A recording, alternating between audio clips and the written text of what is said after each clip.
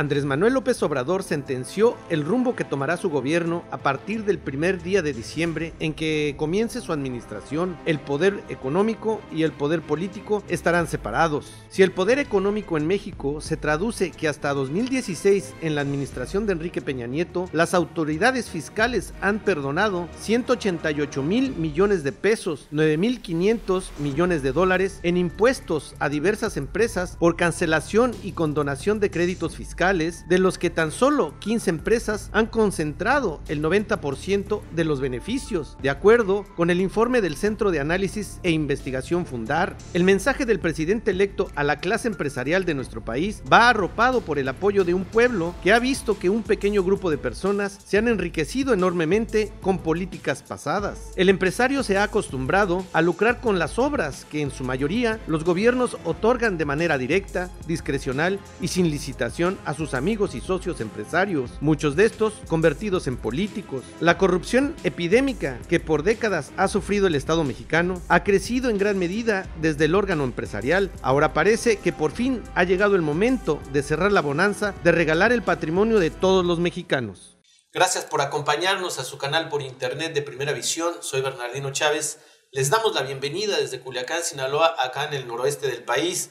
Hace una semana más o menos, Andrés Manuel López Obrador dio una conferencia de prensa en relación a lo de la encuesta esta que se dio en el aeropuerto, si se construía o no se construía el aeropuerto de allá de Texcoco. De ahí rescatamos una frase que Andrés Manuel dijo a los medios de comunicación, creo que es muy importante. Él dice más o menos que el poder económico va a estar separado del poder político en su gobierno. Creo que esto es algo importante, creo que debemos de hacer una reflexión para encontrar la forma en que Andrés Manuel quiere gobernar a este país que ha estado pues con las manos de los empresarios siempre dentro de la política, y en Sinaloa pues no es diferente. Hoy vamos a tener este tema en la mesa. Para ello le presento a mis compañeros y amigos, Ricardo Arnulfo Mendoza. Muchas gracias por la invitación. Un abrazo a todos nuestros seguidores. Alejandro Sicairo Rivas. ¿Qué tal? Un saludo a todos. Soy la Maribel Gagiola. Bienvenidos, un saludo a todos. Les digo, hoy vamos a platicar de esto que Andrés Manuel dice que va a separar el poder económico del poder político en un país donde el poder económico pues se ve por todos lados y ha estado muy metido en cámaras, en la presidencia, en los estados, y esta situación del aeropuerto de Texcoco pues pone un contexto importante para ver qué es lo que va a pasar en el gobierno de Andrés Manuel López Obrador.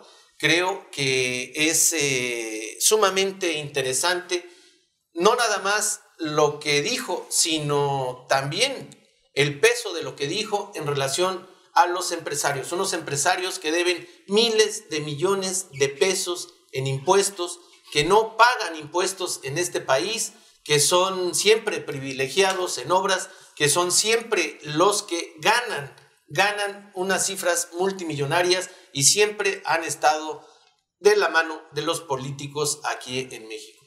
Alejandro, pues Andrés Manuel señala que pues van a estar apartados el poder económico del poder político, y lo dice en relación al nuevo aeropuerto que se estaba construyendo. Se estaba construyendo a pesar de que Peña Nieto dice que hasta el 30 de noviembre, Andrés Manuel dice después del 30 de noviembre ya no se va a seguir esa construcción.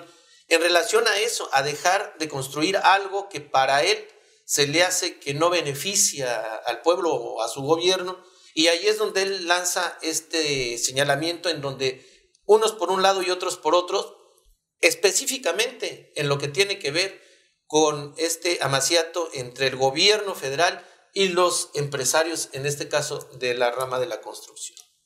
Yo creo que la Constitución lo establece claramente, de que el poder, aquel que se obtiene a través de la votación popular, recae los personajes que contienden por los cargos públicos, en este caso la presidencia de la República, ¿no?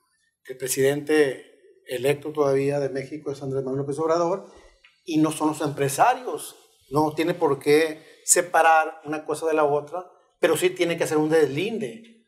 Creo que es más un deslinde que una separación, porque no están integrados los poderes empresarial y el poder constitucional que se le confiere al presidente de la República. Pero el deslinde sí es prudente y sí es conveniente, porque exactamente, ¿no? Lo que percibimos los mexicanos es exactamente que el poder económico en ciertas circunstancias se ha situado muy por encima del poder político, y que esto ha pervertido la relación entre los poderes en los estados, los municipios y el gobierno estatal, o el poder federal en el caso del presidente de la República, donde por presiones de los grupos económicos pues se han hecho muchas cosas malas. Y creo, yo estoy convencido en lo personal que este aeropuerto realmente sí tiene ingredientes importantes de corrupción, y que es un acierto de este momento ya fijar las reglas del juego y decir, ¿saben qué, señores? Bienvenida la inversión pública, bienvenidos los empleos, bienvenida el capital extranjero, pero no con corrupción, sino de una manera donde se vea esto por la sociedad como un aporte importante al desarrollo nacional, pero que no se vea como una triquiñuela, una trácala entre los poderes establecidos constitucionalmente y los poderes fácticos, en este caso el económico, entre tantos poderes fácticos, ¿no? Mira, el poder económico, hay que reconocerlo, es un importante motor del desarrollo en México, ¿no? Ya prejo político, así lo dicen los políticos. Sin embargo, debe de darse esta relación donde la inversión pública del gobierno corra por su cuenta y la inversión privada también por su cuenta. Entonces, en estos momentos, habrá momentos en que se empaten, porque acuérdate que ya existen contratos de inversión de asociación público-privada, habrá momentos que se empaten, pero yo creo que si el gobierno invierte en desarrollo social, en atención a la pobreza, educación, salud, en todos esos sectores, y el sector empresarial en la generación de empleo, en la generación de oportunidades de desarrollo para los trabajadores en general, creo que vamos a avanzar más rápido, ¿no? Pero te digo, no puede ser una separación porque no están solidificados estos dos poderes, pero sí puede ser un deslinde muy correcto, muy a tiempo. Yo lo veo en estos momentos muy correcto, porque como que ven los empresarios ven al gobierno como un botín sexenal, donde un grupo se enriquece y otro grupo desvanece, y en este caso creo que debe ser, si va a haber participación del sector privado en el gobierno, pues que sea equitativo, ¿no? Y que sea muy transparente de manera muy clara, sin las componendas que nos han llevado a desconfiar históricamente. Sí, porque en este país vemos que la mayoría de los políticos que salen a puestos populares importantes son políticos de extracción que no es adinerada. Vemos que los que tienen el dinero, el poder económico, son estos empresarios, esta oligarquía que se maneja aquí, y que ellos van poniendo a estos políticos como si fueran de sus empresas, como si fueran trabajadores que ya que lleguen al poder están cuidando el beneficio de los empresarios y no el beneficio del pueblo. En este aspecto, cuando dice Andrés Manuel que se deslindan o que van unos por un lado, otros por otros, es porque en la psique del mexicano está penetrado esto de el poder económico por encima, pero muy por encima del poder político. Yo pienso que Andrés Manuel López Obrador, en sus discursos, siempre ha buscado que el pueblo esté con él. Él siempre ha querido ser el representante de los sentimientos del pueblo. En este caso, el llamado nuevo Aeropuerto Internacional de la Ciudad de México lo convirtió en un discurso de campaña, porque es la obra más grande que creó el gobierno de Enrique Peña Nieto. Pero no es la más corrupta que ha existido, ¿no? Sí, ha habido pero muchos otros, lo que ¿no? pasa es de que esta obra coincidió con el periodo de campaña, y por eso fue que Andrés Manuel López Obrador lo toma como parte de su campaña y empieza a hablar del tema de la corrupción, donde él siempre ha señalado que el porcentaje que se va al caño de la corrupción es el 20% mínimo del costo de una obra. Sin embargo, aquí, cuando se habla de que él va a buscar que esté separado el poder económico del poder político, pues no hay que verlo eso como algo textual, ¿no? Algo textual. Él, creo yo, no quiero interpretarlo tampoco a él, pero lo interpreto yo, en mi experiencia, que lo que está tratando de decir es de que ya no va a haber sometimiento del aparato público hacia los empresarios, ¿no? Y que se van a establecer nuevas reglas de inversión para que la corrupción no esté presente en ninguna de ellas. Así lo queremos ver, porque creo yo que si nos vamos al terreno legal, la encuesta que está encaminando a que no se construya el aeropuerto no tiene ninguna validez legal. Andrés Manuel lo sabe y el grupo empresarial lo sabe, porque lo hace sin ningún sustento legal, sin ser todavía el presidente de la República. Y el grupo empresarial, la Coparmex, fue el primero que salió a decir eso. Y también hay que pensar que si el grupo empresarial también se lanza a hacer una encuesta para que el pueblo decida si se hace o no se hace el aeropuerto, yo estoy seguro que gana la encuesta que promueva también el grupo empresarial.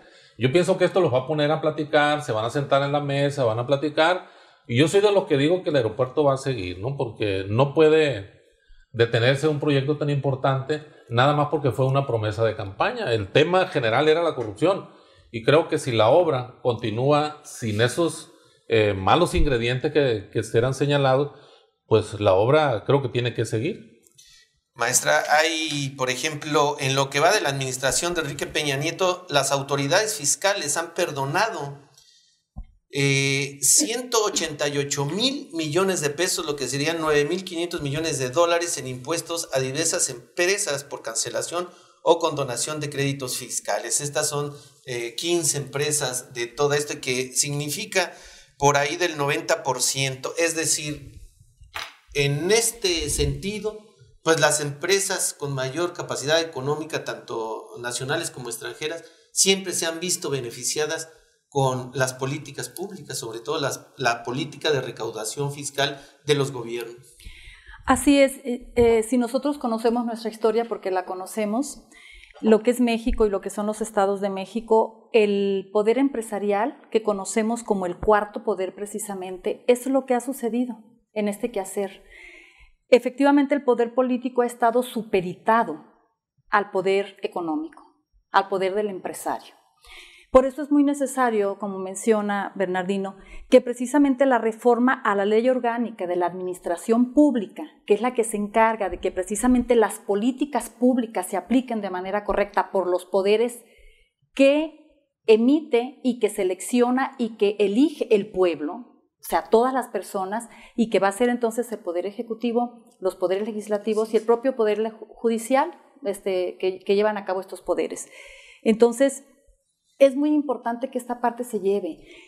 No que haya una separación total en cuanto a que es importante a que la empresa, a que el poder privado pueda participar de manera adecuada y de manera correcta con los otros poderes y con el propio Poder Ejecutivo para que haya ese desarrollo y esa gobernanza donde nos necesitamos todos. Ya sin esa ventaja que han tenido siempre. Pero no con esa ventaja, porque el mismo presidente electo hoy, Andrés Manuel, dice, es una minoría rapaz que ha actuado siempre de esta manera. Lo vemos en el ejemplo de este aeropuerto que se está construyendo, donde miles y miles de millones de pesos invertidos ahí sin considerar los otros aspectos del daño que se le hace a la tierra, el daño que es para las poblaciones animales que viven allí, para todos los grupos indígenas, los miles de hectáreas. Ya hay todo un análisis sobre ello y el gran negocio que representa no solo el aeropuerto, sino la ciudad que se construye alrededor. Así es. Pensada en comprar la hectárea y comprar el metro cuadrado allá a 150 pesos y hoy están en 6,000, 7,000 pesos cada metro. Ahí, perdón maestra, pero es lo que pasa en todos lados. En Sinaloa lo estamos viendo, lo que es la información privilegiada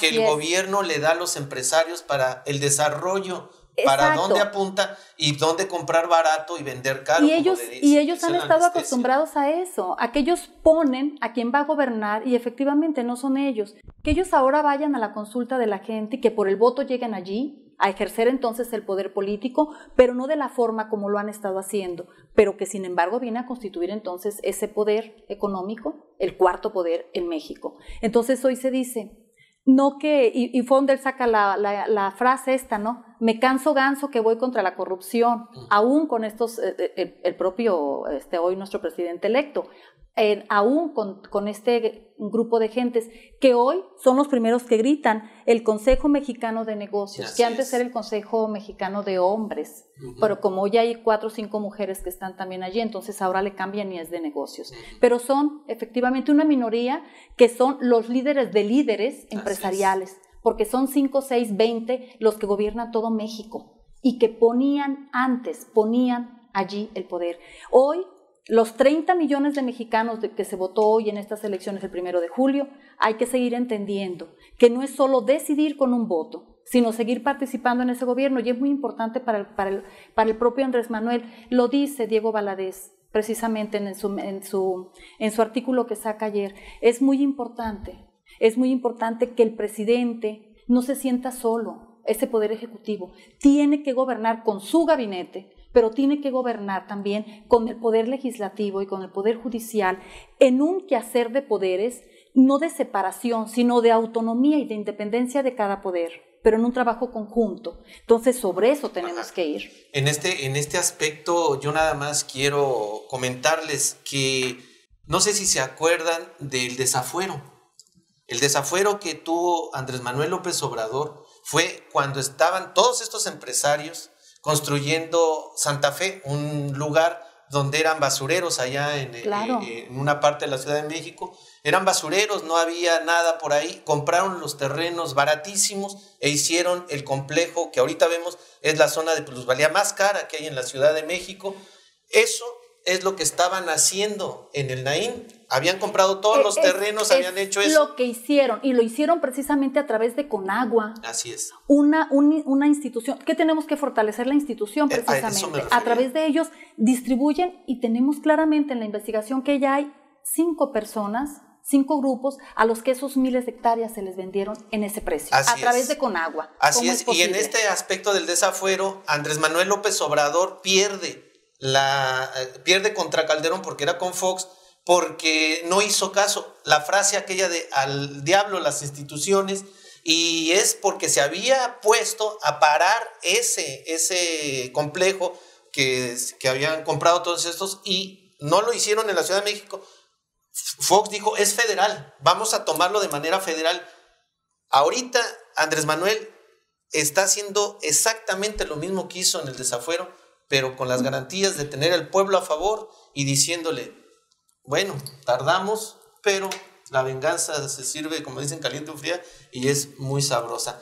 Alejandro, vemos, por ejemplo, eso a nivel nacional. A nivel local, pues vemos que los empresarios aquí en Sinaloa son los que rigen la manera de la política. Aquí vemos, por ejemplo, Coppel, vemos Su Carne, vemos todas estas empresas, vemos las empresas cómo se nutren de todos los contratos, de toda la mano de obra, de todo lo que es el beneficio de los parientes, de los amigos, de los compadres que están dentro del poder, y muchos del poder político, y muchos de ellos los pusieron los mismos empresarios. Claro, todo el tiempo han tenido un peso específico de toma de decisiones, pero lo malo es que cuando sobrepasan los límites, mira qué pasó con el grupo Omex, por ejemplo. El grupo Omex es de origen sinaloense, está acusado de un megafraude a nivel internacional porque quiso burlarse de la autoridad bursátil de Estados Unidos y simular que tenía grandes asentamientos humanos construidos, y cuando el satélite enfoca, se ve que son terrenos totalmente. Nada más, déjame te digo, mira, Omex tiene una deuda de 4,631.96 millones de pesos en el SAT. Y una deuda social enorme, porque cuando la gente recibió sus casas, que le dijeron que eran de mucha calidad, las casas se empiezan a cuartear y a desmoronar, ¿no? Entonces, todo esto viene exactamente por la complicidad del gobierno con los empresarios. Omex estuvo involucrado en el financiamiento de varias campañas del PRI, tuvo privilegios enormes, tuvo información privilegiada, y ni siquiera el gobierno no supervisó que los terrenos donde construyeron fueran compactados debidamente para que resistieran el peso de las viviendas. Es un ejemplo nada más.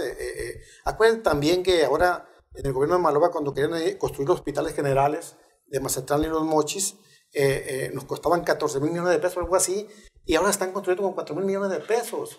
¿Quién era el beneficiario? Era un yerno de Carlos Salinas de Gortari, Hipólito Gerard Rivera, algo así, un hombre que no quiero acordarme siquiera de él.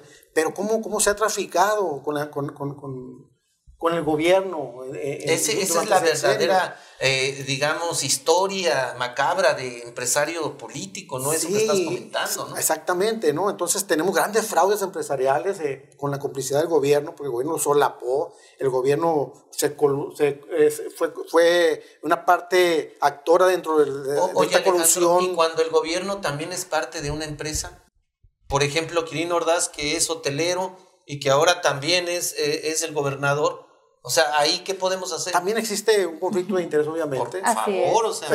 Pero bueno, pues entonces tendríamos que explicar muy bien a los políticos, porque por donde le buscan a tener un conflicto. Serían las leyes, ¿no?, que está comentando la doctora, ¿no? Sería volver a revisar el aparato legislativo, la ley orgánica total, y ver todo lo que se puede hacer para mejorar esa situación. Sí, exactamente, pero se me haría injusto que alguien lo descartaras tú políticamente. Para ser postulado a un cargo de elección. No por empresario. Porque tenga una microempresa o porque tenga un changarro, ¿no?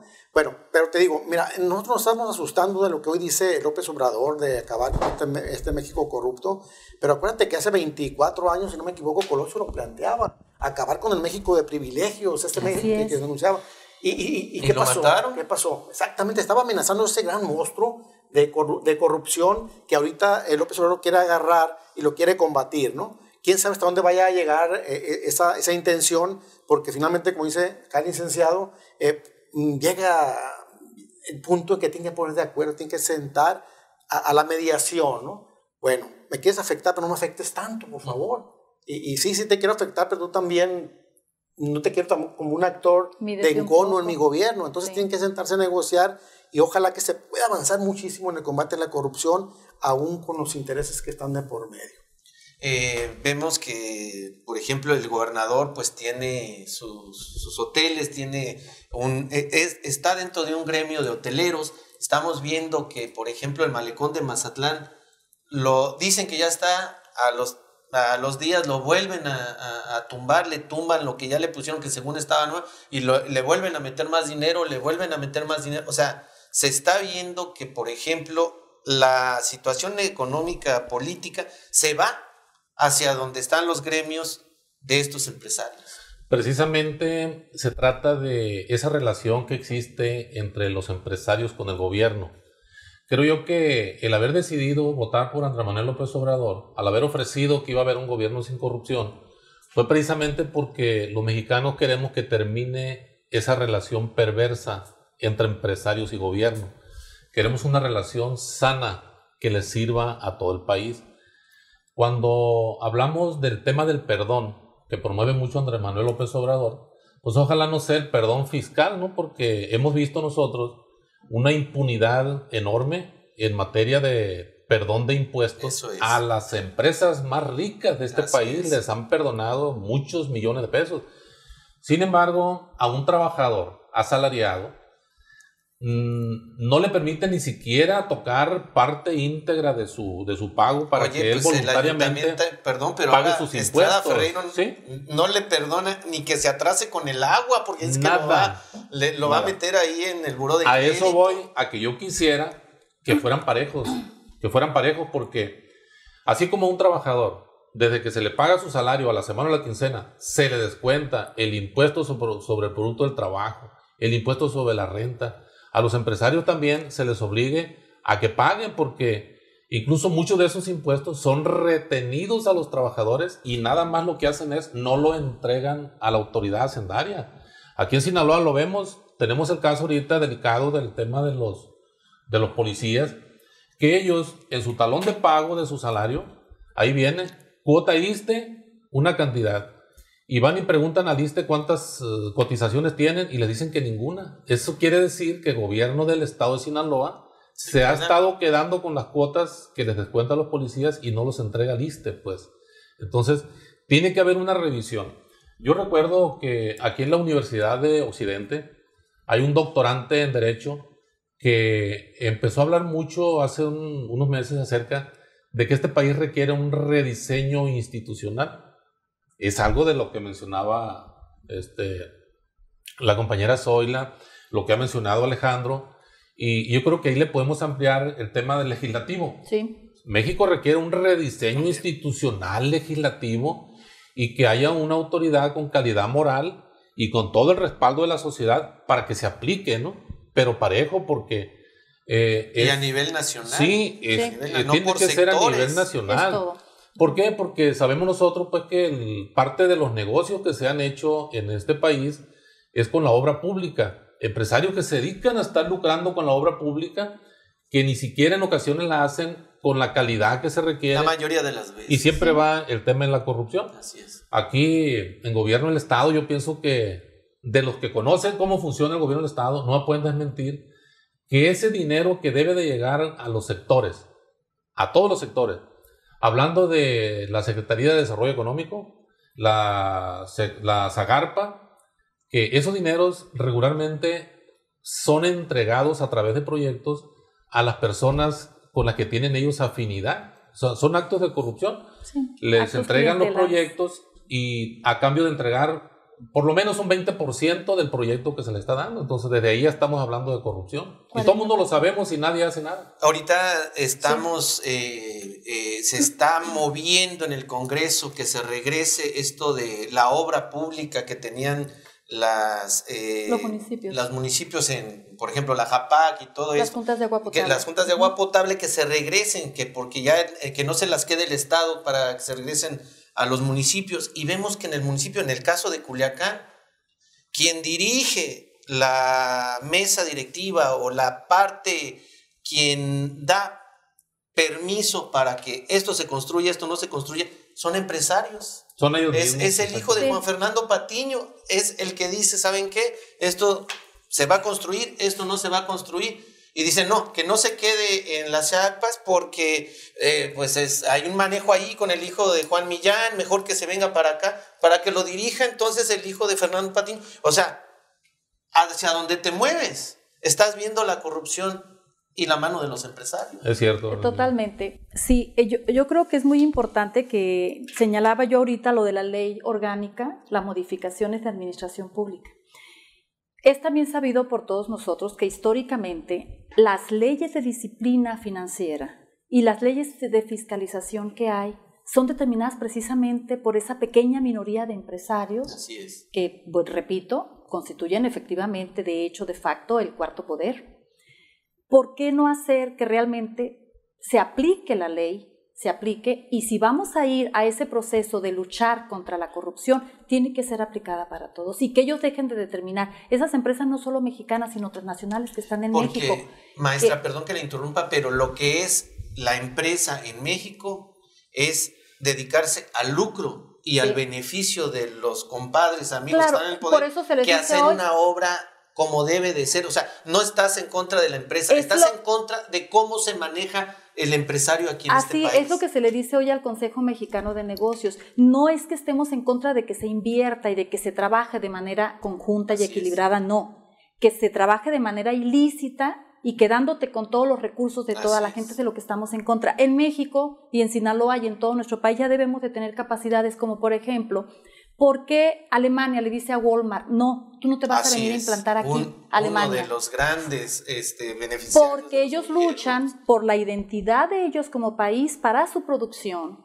Y Walmart lo que vino a hacer es acabar con todos los pequeños negocios, lo que eran las tiendas, los abarrotes, las tortillerías, acabó con todo. Eso va a una crisis no solo de desarrollo económico, sino el desarrollo social, la identidad como pueblos y como país, cómo la vamos partiendo si nosotros nos centramos en que el poder ellos deben de seguirlo detentando y ellos continúan definiendo qué nos gobierna. Hoy estamos entonces en otra situación diferente y efectivamente se hace una consulta hoy que sabemos es política.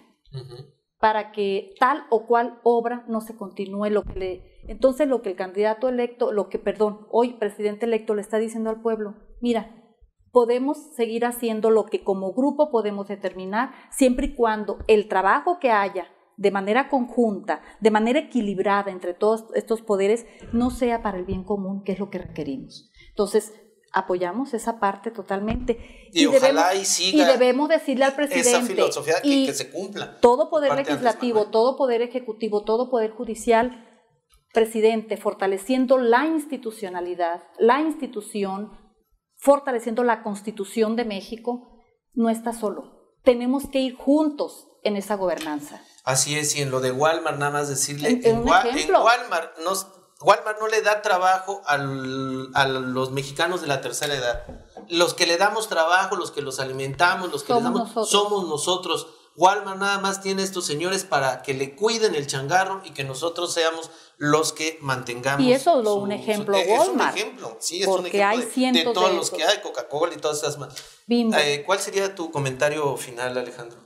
Mira, creo yo que es una buena decisión, un deslinde, separación, ¿no? Deslinde sí, porque sí ha sido un factor enorme de corrupción en la participación del sector empresarial en recursos que son públicos. Que eso es lo que está mal, histórico, digamos. ¿no? Sí, y también es un buen comienzo para combatir la corrupción, no para acabar con la corrupción. Hay que clarificar muy bien que organismos como la OCDE, exactamente, te fijan hasta 30 años para que México llegue a niveles de corrupción mínimos. Entonces estamos hablando por ahí que en el 2050, por ahí estaríamos en un nivel, pero sí es por de sentar las bases desde ya, ¿no? Durante 70 años, 70 y más, con el programa el PRI se ha negado a sentar las bases, el PRI ha fomentado, el PRI ha tolerado, el PRI ha sido parte del fenómeno de la corrupción, y creo que es un buen momento para entrarle de lleno a esto. Y creo yo que en cuanto a la consulta, pues hay que consultar las veces que sea necesario. Aquí no tenemos una ley de participación ciudadana que ahí está, inutilizada, que permite también hacer consultas públicas, referéndum, plebiscitos, diferentes formas. Hay que utilizarlas también, hay que preguntar a la gente qué quiere, porque nunca nos han preguntado qué queremos, nomás asumen que ellos creen saber lo que nosotros queremos. Entonces ese es el gran problema de este momento, ¿no? Bueno, entonces yo creo que sí se debe de regular la participación del sector privado en el tema de la inversión pública. Entonces hay que separar los recursos, tú vete por tu lado, tú haz tus negocios, tú haz tus empresas, págale bien a tus trabajadores, actúa lícitamente, y nosotros hacemos la inversión pública gubernamental enfocada hacia donde creemos que es necesario, ¿no? Entonces te tienen que complementar, no pelear, complementar definitivamente. Y también porque tenemos muchísimos ejemplos: el acuario en Mazatlán, el tiburonario, todas estas infraestructuras que se quedaron a medias aquí en Sinaloa y que ahora nada más fue dinero tirado a la basura. ¿Cuál sería tu comentario? Mira, para que haya desarrollo económico en este país, a mí me parece que Andrés Manuel López Obrador debe comprometerse a ser un buen rector de las finanzas públicas y de las finanzas privadas, y que su política no vaya a ser la misma de siempre, de rescatar a grandes empresarios cuando son millones de mexicanos que están esperando ser rescatados, especialmente a través de un salario. El salario mínimo que tenemos no va a dar desarrollo a México, porque es un salario que no cubre las necesidades básicas de una persona. Maestra, su punto de vista final. Muy importante considerar que tenemos que seguir participando todos en el fortalecimiento de la institución. Si un presidente, si un poder legislativo, un poder judicial tienen un Estado fortalecido, un Estado como aquel que converge en esos poderes para hacer la aplicación de la política pública para todos. Como dijo, que es a lo que aspiramos. Exactamente, ir a ese Estado de Derecho, ir a ese Estado de gobierno como tal, como país, con una institución en la que quepamos todos. Y también el empresario, el productor cabe allí y puede obtener ganancias, pero de una manera equilibrada, no tan rapaz como se ha estado viendo, y no también sin apuntarle precisamente, abonarle a que vayamos a la anticorrupción y sobre todo a que deje de haber impunidad. Y entendemos que construir esa cultura, así como las culturas de crisis con las que estamos viviendo hoy, ha llevado décadas. Sabemos que esto puede llevar, pero no podemos dejar de apuntalar y poner el punto allí donde debemos estar participando. Por supuesto. Vamos a ese fortalecimiento. Por supuesto, porque el lavado de dinero del narco, el lavado de dinero del gobierno, desvío de recursos pasa por el entramado empresarial y termina en los bolsillos de unos cuantos. Estamos llegando al final de este programa. Gracias por acompañarnos. Los invitamos en una próxima ocasión. Hasta entonces. Hasta siempre. Hasta luego.